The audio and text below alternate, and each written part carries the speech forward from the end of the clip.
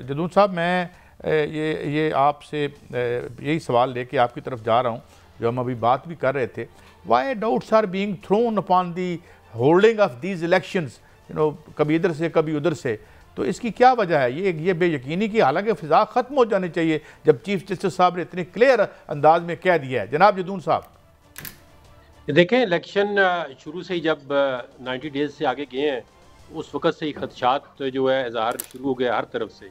और अभी जब ये मैटर टेकअप हुआ सुप्रीम कोर्ट में, फिर सुप्रीम कोर्ट ने पहले चीफ इलेक्शन कमीशन जो थे या इलेक्शन कमीशन, उनका ये राय थी जी प्रेसिडेंट अब डेट पे कितना झगड़ा हुआ, हालांकि आइन के तहत कैटेगरी लिखा हुआ कि प्रेसिडेंट डेट देगा।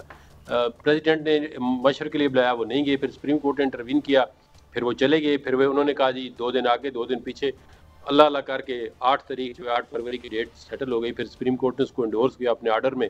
फिर उस दिन कल एक आर्डर सुप्रीम कोर्ट का आया है जिसमें वो 62(1)(f) की इंटरप्रिटेशन को, उसमें भी 8 फरवरी को लगे जी इलेक्शन होते हैं, लेकिन इस केस की वजह से इलेक्शन पे कोई इम्पैक्ट नहीं होगा, उसमें भी 8 फरवरी का इलेक्शन डेट उन्होंने मेंशन की है। तो अब इसमें सबसे बड़ी जिम्मेदारी, अगर इलेक्शन डिले होते हैं, इलेक्शन कमीशन की जिम्मेदारी है कि वो इलेक्शन टाइम पे कराए। आगे भी इलेक्शन जो है वो देखें आइन के मुताबिक 90 दिन से निकल जाते हैं, तो वो मतलब है फिर अभी इन सुप्रीम कोर्ट अगर इलेक्शन कराना चाहे ना तो 1 दिन में हो सकते हैं। वो सुबह डिक्लेयर कर दीजिए ये जो इलेक्टेड गवर्नमेंट है ये इलीगल है, चला के देखें गवर्नमेंट, कोई नहीं चला सकता। लेकिन अब सुप्रीम कोर्ट देखते हैं क्या करती है। उन्होंने 8 तारीख दी है, तो मेरे ख्याल में उनको 8 तारीख को इम्प्लीमेंट करेंगे। खुदा न खास्ता अगर इलेक्शन डिले हो गए ना तो फिर इस मुल्क के अंदर जो है ना वो सत्यानाश होगा कि आप सोच नहीं सकते। मेरे ख्याल में इलेक्शन डिले नहीं होना चाहिए। बिस्मिल्लाहिर्रहमानिर्रहीम। फैसल चॉइस साहब, सुना था कि आइन होता है मुल्क में और उसको तोड़ने वाले आर्टिकल 6 के मरतकब पर डाले जाते हैं, आइन तोड़ने वाले और उनकी मावनत करने वाले। आइन में सुना है आप जैसे साहिब इल्म से 90 दिन में इलेक्शन पंजाब और केपी पे नहीं हुए, हुकूमतें मौजूद, वफाक में नहीं हुए, वजूहात तो जो मर्जी बना लें।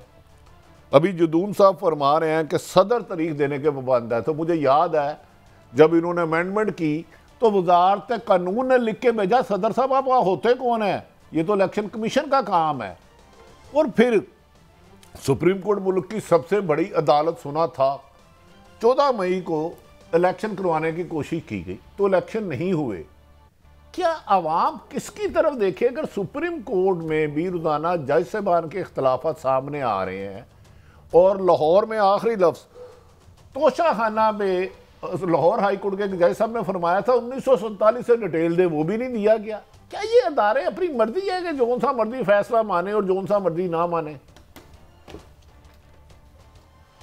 देखिए भट्टी साहब, अनफॉर्चुनेटली ये जो आज पाकिस्तान जो है ना ये आइन के तहत चल रहा है, ना कानून के तहत चल रहा है, ना ये कुरान और इस्लाम के तहत चल रहा है, ये ताबे फरमान चल रहा है। यहाँ पे रोज़ाना एग्जीक्यूटिव एक ऑर्डर करते हैं, उसके मुताबिक ये मामला चलने शुरू हो जाते हैं। इलेक्शन की डिले पे जदून साहब मेरे भाई हैं, बड़े काबिल एहतराम भाई हैं, इन्होंने बात की है। तो देखिए वो तिरा डाली किसने, आगाज़ किसने किया? आर्टिकल 224 को वायलेट किया जब केपी और पंजाब के इलेक्शंस होने थे, तो इन्हीं की हुकूमत थी।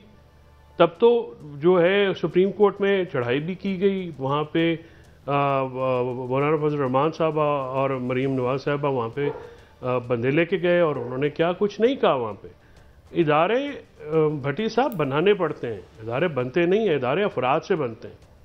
और जब आप ये तहिया कर लें, जब ये अमेंडमेंट आ रही थी तो हम सब चीख रहे थे और बहुत सारे इंडिपेंडेंट लॉयर्स भी चीख रहे थे, बार चीख रही थी कि भाई ये वक्ती तौर पे आप अमेंडमेंट करेंगे कानून में तो ये बाद में आपके सर पे पड़ेगी। अब भट्टी साहब पहले सालों लगते थे, अब महीने लगते हैं, हफ्ते लगते हैं, चीज़ें खुल के फ़ौरन सामने आ जाती हैं। आप बताइए कि आर्टिकल 224 के तहत रेड विद आर्टिकल 48(5) उसमें तो किसी किस्म की जो है वो कबाहत ही नहीं थी। आप रिकॉर्ड उठा के देख लें, हम चीखते रहे कि प्रेसिडेंट की डिस्क्रेशन है, प्रेसिडेंट साहब ने भी इस पर स्टैंड नहीं लिया और कोई reasons best known to him. ज़ाहिर है जितनी इंसल्ट की जाती है किसी भी आदमी की, किसी भी इदारे की, प्रेसिडेंट में तो लोग आते जाते हैं ना, इदारा है। तो हमने इदारों को इदारा रहना कब दिया है? जब सुप्रीम कोर्ट ने पिछली दफ़ा ऑर्डर किया तो सुप्रीम कोर्ट के उस ऑर्डर पे इम्प्लीमेंट नहीं करा सके जज साहबान। उसका खमियाजा ये है कि सुप्रीम कोर्ट और सिविल कोर्ट में कोई फ़र्क ही नहीं है, जिसका मर्जी दिल करता है जो ऑर्डर मानने वाला होता है वो मान लेते हैं कभी भी ये नहीं होता था कि बेल हुई और उसी अदालत के दरवाजे पे आपको उठा लिया। कभी ऐसा पहले कभी हुआ है कि जो है आप जिस मर्ज़ी को एक मुकदमे में ज़मानत हो, दूसरे पे उसी कोर्ट की दहलीज से आप उठा लें और आप कहें कि कर लें जो कुछ करना है। और फिर इलेक्शन कमीशन जो है लेटर लिखती है। इलेक्शन कमीशन का तो हाल ये है कि वो जेल ट्रायल करने चले गए कंटेम्प्ट में। मैंने कल उनसे ये अर्ज़ किया कि आपका वक़ार ये कि बिल्कुल मुनाफी बात है, आप एक छोटे से केस के लिए उठ के जेल ट्रायल पे चले गए हैं।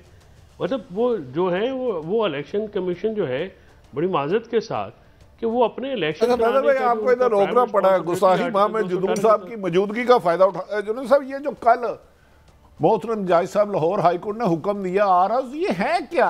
आरओज अगर नहीं होते, उन्होंने सस्पेंड कर दिया है, तो अब तो इलेक्शन शेड्यूल अनाउंस ही नहीं हो सकता, क्योंकि अनाउंस होगा तो फिर पेपर कौन जमा करेगा? ये ज़रा आसान लफ्जों में आम लोगों के लिए रहनुमाई कीजिए। ये देखें, बिल्कुल आपने ठीक कहा है। जो सेक्शन 51 ऑफ इलेक्शन एक्ट है, उन्होंने वायरिस चैलेंज कर दी कि ये सेक्शन जो है ये अब ये वायरिस चैलेंज करने का टाइम है। या अगर जो हाई कोर्ट थी उसको सस्पेंड नहीं करना चाहिए था, वो लार्जर बेंच बना दें।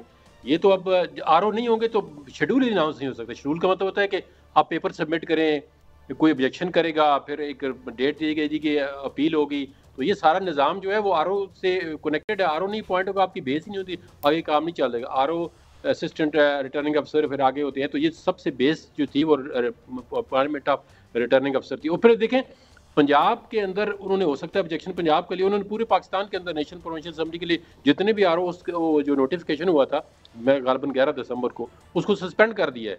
अब ये क्या किस ज़माने की तोके कि भैया आप अगर आप देते भी नहीं हो, जुडिशरी ने इनकार कर दिया। इलेक्शन कमीशन ने पहले भी कहा है और अब भी उन्होंने मांगा है जी आप हमें जुडिशल अफसर दें। हम उसको उन्होंने कहा जी हमारे पास तो है ही नहीं है, हम क्यों स्टिग्मा अपने ऊपर लेंगे, कल को इलेक्शन फेयर नहीं होंगे। जुडिशरी ने इसमें ये काम कर दिया है। अगर आप खुद भी नहीं देते तो फिर किसी ने तो आरओ अपॉइंट होना है। वो जो बंदे एप्लीकेशन लेके गए हैं, मुझे नहीं सकता ये मैनेज ये खुद ये पीटीआई वाले ले गए हैं। अभी उनके वकील जो है प्रेस कॉन्फ्रेंस कर रहे थे, वो तो उन्होंने ऑन की है कि जी हमारी ये पिटीशन थी, हम खुद लेके गए हैं।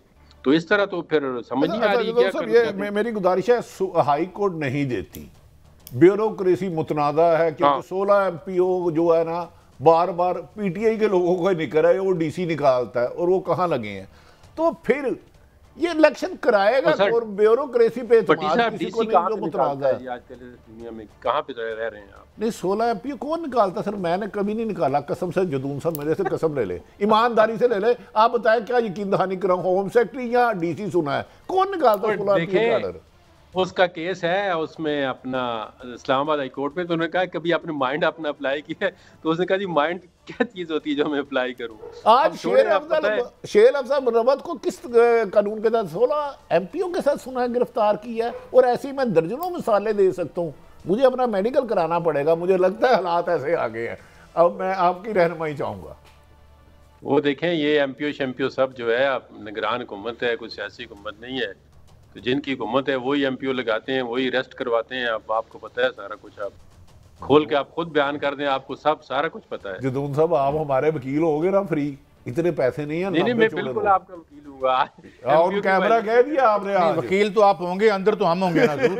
अच्छा, आपके साथ जो फैसल बैठा हुआ है इसने मुझे कहा जी मेरे वकील हो जाए। मैंने कहा आपके भी साथ जाती होगी, मैं आपका भी वकील हो जाऊंगा। चले अल्लाह आपको अपने साहब, अब ये जो स्टेट ऑफ अफेयर्स है जिसमें आप सारे दोस्त बात कर रहे हैं कि अदालत की चौखट से बंदे उठा लो, उसके बाद क्या है कि जी अगर जो अपना ये है आज अफसल मरवत को भी उठा लिया उन्होंने, तो इसका मतलब ये है कि हमें अब हम आदी हो जाएं इस सारे माहौल के कि ये जो आइन की और पावर की स्ट्रक्चर की जो नई शक्ल है इसमें से तो हमें कोई नज़र नहीं आता, तो दिल जलाने का फ़ायदा कोई नहीं है मुझे लगता। Faisal Chaudhry sahab, do you think this is for no end for indefinite period?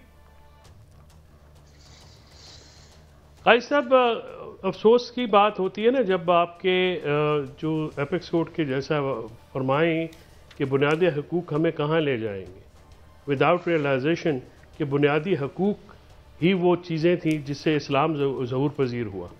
फ़र्क क्या होता है किसी भी महज़ब माशरे में, किसी भी सिविलाइज सोसाइटी में और अनसिविलाइज और गैर महज़ब माशरे में? वहाँ पे कानून का राज होता है, बुनियादी हकूक़ जो है इंश्योर किए जाते हैं, बुनियादी आज़ादियाँ जो हैं वो सल्ब नहीं करने दी जाती। यही फ़र्क है ना जो तरक्की याफ्ता ममालिक हैं और गैर तरक्की याफ्ता ममालिक हैं उनमें। जब जुडिशल सिस्टम, मौला अली ने कितने हज़ार साल पहले कहा था कि आपको अदल का निज़ाम चल कुफर का निज़ाम चल सकता है, बेअदली का, बेइंसाफ़ी का निज़ाम नहीं चल सकता। आप मुझे बताइए कि जिस मुल्क की अदालतें जो हैं वो इतनी बेबस हो जाएं कि वो कोई आदमी उनके सामने उठाया जाए वो उस पर कान पे जूं तक ना रेंगे। कल जो है मिलिट्री कोर्ट्स में सिविलियन के ट्रायल्स को अलाउ किया गया है,